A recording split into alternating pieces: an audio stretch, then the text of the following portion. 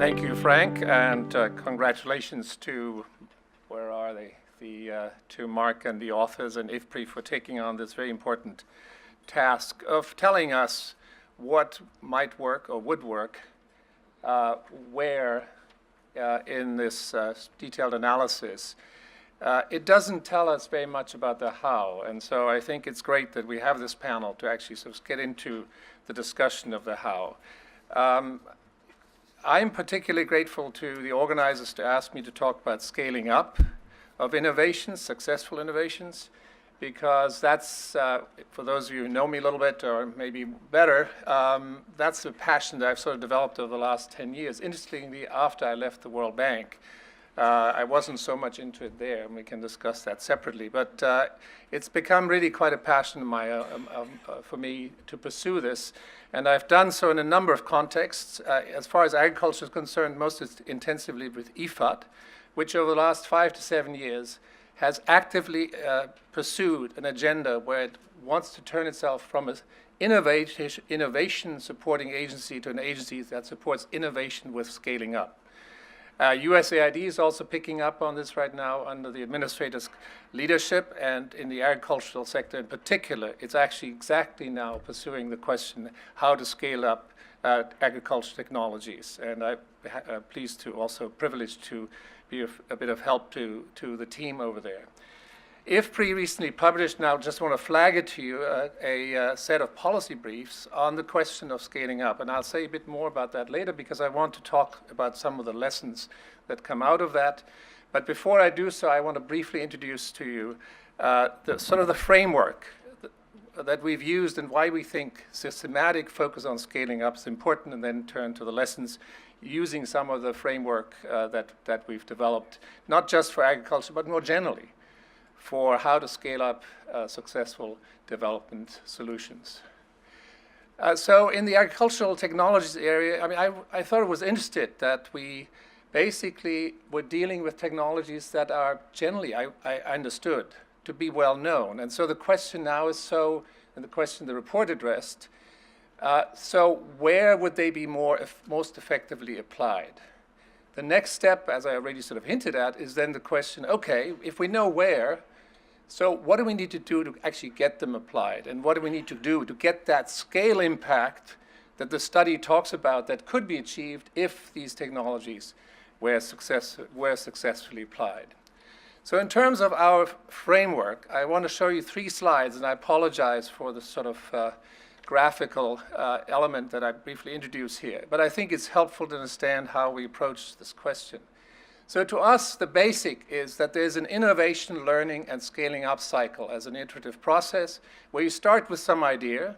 In this case, we've discussed not truly, I would say, innovations, but we discussed technologies that are well known but aren't applied. So in a local context, it may be an innovation, or at least it's a new model. So what do you do with this new model? Well, you try it out. You pilot it in a particular country context to see how it works. You have a limited impact. Ideally, you learn from this trial, pilots. By the way, too often we support in the aid business pilots that go nowhere because we don't evaluate and we don't follow up. I'll come back to that. But if we do, in fact, properly monitor and evaluate, we can learn and we can build systematically on what we learn to, in turn, adapt, introduce possibly new, locally appropriate innovations, adaptations of the model, to then systematically scale up for scaled-up impact. So this cycle, the systematic cycle of innovation, learning, and scaling up, in my view, is absolutely critical to start with. Now then, what might a systematic approach to the scaling up opportunity or challenge actually look like? Well, you've got the innovation on the left. On the right, you've got what I think is very critical, that you actually start when you're in the business of developing and implementing a new idea with a vision of what the scaled up impact might be if this is a successful innovation, if it's a successful model in the particular country or region or whatever context. But that's not enough. Obviously, it's good and important to have that vision of scale, but you then also ought to think, so how do I get from A to Z? How do I get from innovation to scale? What we found useful, and this is actually based on looking at successful and not so successful scaling up experience, we looked at what drives the process. What's driving the process could be champions or leadership that is locally at work. It could be incentives.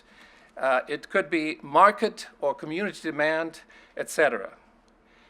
So drivers, what is going to drive the process forward? But at the same time, we also, and we talked about this earlier in the answer and question session before, what are the enabling factors that actually allow an initiative to grow? You need to create space for an initiative to grow. If you don't, you may run very quickly into various obstacles. They could be fiscal, financial. If you require, for example, for infrastructure, you require public budget to make or you think you create incentives. They require subsidies, perhaps. So what is the fiscal and financial viability? But then there's also institutional constraints or opportunities and spaces that have to be created, policies, political support. You have to, for a large scale, small things you can do at small scale without much political waves. But once you go into big scale, political support, a political authorizing environment is going to be very important. Environmental partnership and so on. So you need to think through at every stage of the scaling up pathway or process. What are the drivers? Who are the drivers? What are the spaces? And how do I can create those spaces? And then as you go along, you have to monitor and evaluate, not only am I creating desirable impact, but you also have to actually monitor whether the drivers that you thought would come forward, the spaces that you think need to be created, whether they actually are being created, and whether or not this enabling environment is taking place. Last graph, and then we'll go into more practical lessons perhaps. So why do we need a systematic focus on scaling up? This is a bit of a complex graph. What you'll see is you have in these blue boxes, sort of notionally, over time, sequenced here, 3, let's say, projects or initiatives. On the vertical axis, you got impact. Now, ideally, when you scale up, you start with the first project, maybe it's a pilot. You evaluate, you think through who are the drivers and spaces that can push me forward. You having had the first project, you then build systematically on that. And you get the bigger impact by the systematic putting in place and supporting and assuring that the enabling conditions and the drivers are there, and so on, until over some longer time horizon, you actually achieve the scale that you think is appropriate. Now, the practical problem very often in the development business, of course, is that the projects that countries engage in and that aid donors support tend to be, and we've heard it just earlier before, tend to be very short-lived, tend to be one-off, tend to not systematically build on each other, very often don't actually systematically evaluate whether or not impact is created, what are the factors required for systematic scaling up.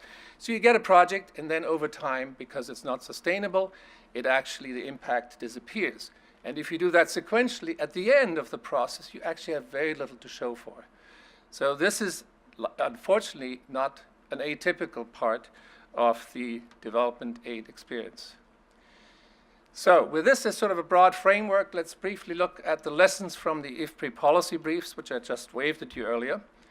There are 18 policy briefs that we pulled together. The Aga Khan Foundation, Alive and Thrive, the Bill and Melinda Gates Foundation, IFAD, Oxfam, PepsiCo, Seva in India, and the World Bank made contributions.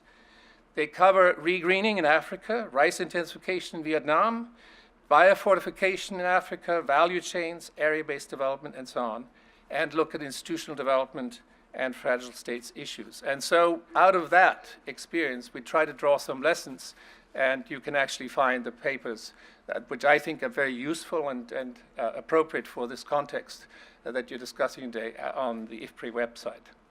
So what do we find? Very briefly, in terms of the key factors that I mentioned earlier, the actors, usually it's not just one actor or set of actors that actually engages in successful scaling up. It's usually a multiplicity of actors at different levels, national, local, international with aid or even international companies. And what is in fact notable is that most successful scaling up experience involve multi-stakeholder alliances. So creating those alliances and maintaining them is going to be a key success factor. In terms of dimensions of successful scaling up, horizontal, expansion over space, has to usually go hand in hand with vertical, meaning you have to involve higher level actors. If you have a local project, you want to expand it, you usually need to bring in provincial, national, and sometimes international actors, both public and private, to actually help this process along. Pathways. What do we know about the pathways going sort of from the innovation to actually desirable scale? Well, there are no unique processes that we could point at, but there's some common factors. First of all, successful scaling up requires time, in some cases actually even decades. And so patience and sticking with it is absolutely essential. Systematic planning and management, learning as you go along, and readiness to take opportunities when they offer themselves are other success factors. And finally, if we sort of look back at the successful cases, we found that actually, in one way or another, the participants in this process, particularly the champions, the leaders of the process, have actually sort of, in one way or another, considered proactively these various success factors that I mentioned, the drivers and spaces involved. Now, if we then very briefly look at some of these individual success factors, what do we take away from the case studies that we pulled together? Drivers. Obviously, technology is an important part. A good technology in itself sells itself in the right conditions. Champions, having individuals, but often it's groups of people, alliances that actually push an innovation forward. Demand, market demand, community demand, and here, very importantly, making sure that communication, this is relevant for you guys at GWU, I think, that people actually know about this innovation, that there's sort of a demand created by people knowing that it's out there. Incentives are critical. If you don't get profit, we heard that this morning, if farmers and in the value chains of various players don't see opportunities for profit, you might as well forget it. Property rights, competitions can be helpful. Institutional accountability in the particular public institutions that are involved in the process are critical. And then external assistance can help, but actually can also get in the way, because external aid donors very often are also very short-term driven and do not actually systematically support scaling up. In terms of spaces and enabling conditions, I'll be a little short here because I think I'll run out of time very shortly. Institutionally, I sort of mentioned the most important ones. In almost all cases, finding institutional solutions that both support the scaling up process, and in the case, obviously, of agriculture technology, is the whole question, what in the particular country context is the right extension system, is absolutely critical, pushing the process forward. But then also, once you've reached the desired scale, it has to be sustained. So what are the institutions that will sustain? Farmers' organizations, the organizations of water users associations, are they sustainable? And can they, at that scale, how can they be created? Policies, laws, and regulations. We've heard earlier about regulations. Regulations and laws and policies often get in the way of scaling up. At the small level, you can somehow deal with them, but when you scale up, you better focus explicitly on them.